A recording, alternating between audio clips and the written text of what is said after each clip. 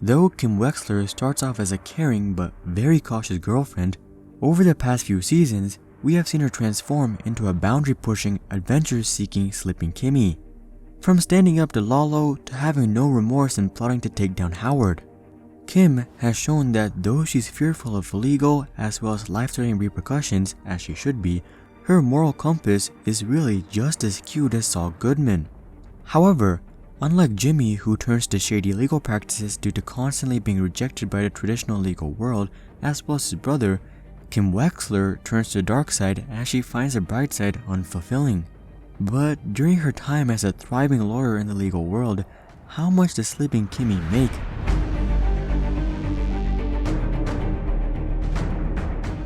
Well, starting off with her financial state, we know that Kim was more than financially stable. As she was growing up, Kim was very poor, forcing her family to always rent and flee temporary residences before eviction.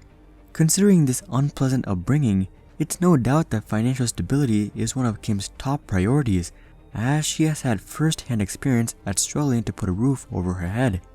With this in mind, Kim moves from Nebraska to Albuquerque to pursue better career opportunities and establish a more stable life for herself.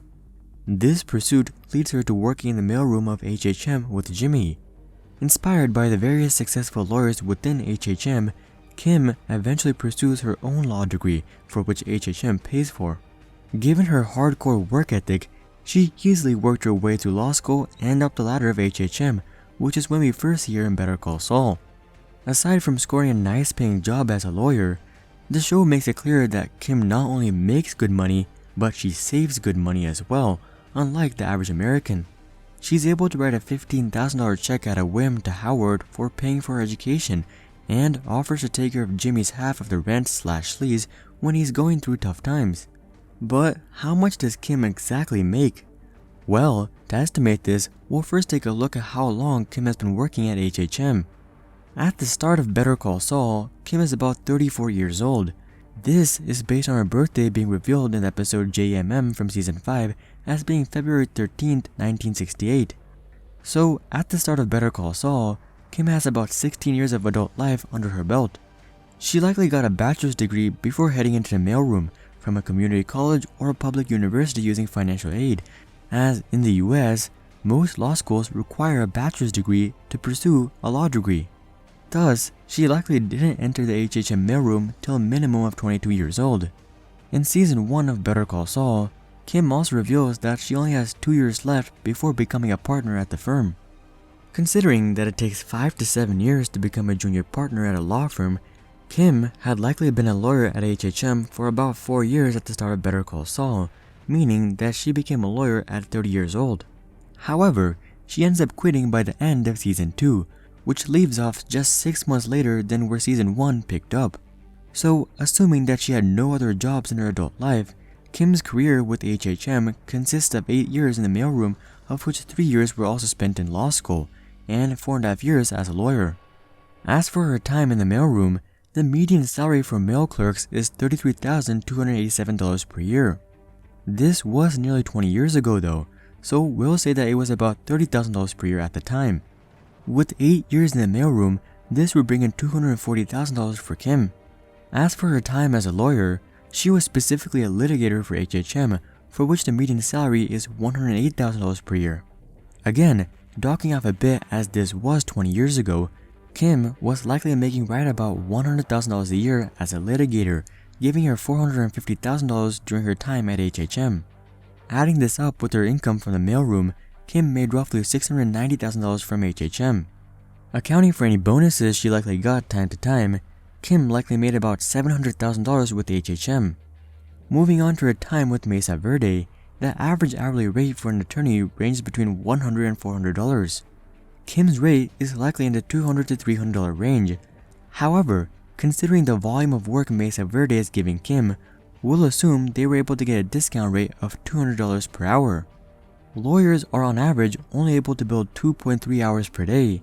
However, this is because the average lawyer at a law firm spends 33% of their time looking for new clients and 48% of the time on business development. Mesa Verde is Kim's only major client, and she's not really on the lookout for new clients or developing her business. On top of this, Mesa Verde is aggressively expanding, thus having plenty of work for Kim to do, and she often even puts in overtime as well. So she's likely able to charge a full 8 hours or even more per day. But we'll say she only bills 6 to keep it conservative. At $200 per hour, this comes out to $1,200 per day or $6,000 per week and $24,000 per month. However, this gig doesn't last very long, as she quickly joins up with Schweikart Cokely in Season 4. She joined Schweikart Cokely right before the 9-month flash forward in Season 4, which forwards between March of 2003 and January of 2004. This means that she joined Schweikart Cokely in about February of 2003, giving her 6 months to work with Mesa Verde privately. During these 6 months, Kim would have pulled in $144,000 from Mesa Verde. At the start of this time period, she does have to pay for the Wexler McGill office, and near the end she has to pay for a paralegal. But we'll just assume that she had a paralegal the entire time, as that would more than account for both of these costs. The median salary for a paralegal is $50,000, but we'll assume Kim pays $60,000 as she has a high-paying client. Plus, working with Kim isn't the same as working for a legal firm, as job security as well as additional perks are basically non-existent. As a result, hiring a paralegal for 6 months would cost Kim $30,000, leaving her with $114,000 in profit before going to Schweikart Cokely. Moving on to her time with Schweikart Cokely, we know that Kim creates a banking division and becomes a head. So essentially, Kim becomes a director of the banking division of a large regional firm. The median salary for such a position is $190,000 per year with perks, but can go up past $250,000 per year. Now, Kim was already making well over $200,000 a year at $228,000 per year with her private legal practice. However, she likely had to take a pay cut to join Schweikart Cokely. This is in return for more freedom and less stress, as she can take on pro bono cases and she doesn't have to worry about finding new clients, as the firm will take care of that, not to mention the additional perks like her Audi. As a result, after adjusting for the time period, it's likely Kim was making about $180,000 per year, or a little over what the median was at the time. This job carries out to the end of Season 5, which ends in June of 2004, meaning that Kim held on to this job for about a year and 3 months, during which she would have earned $225,000. Adding up all of these together, Kim made a little over $1 million throughout her career, at $1,039,000. And knowing Kim, she likely saved a significant portion of this. She probably saved 10% even when she was only making $30,000 per year, which likely grew to 40, 50, or 60% after she starts making the big bucks, as she lives well below her means and hasn't made any large purchases such as a house. Assuming she saves 10% during her mailroom days and 50% during her attorney days, Kim would have a total of $418,500 in savings, split between her retirement accounts and her savings accounts. And that's with no growth. Kim likely takes advantage of 401ks and Roth IRAs, so after sprinkling in a bit of growth, Kim roughly had $500,000 in total, with $40,000 to $50,000 in a savings account for any emergencies like paying Howard. At this rate, she could have easily retired with upwards of $10 million. However, we know that Kim doesn't slip for money.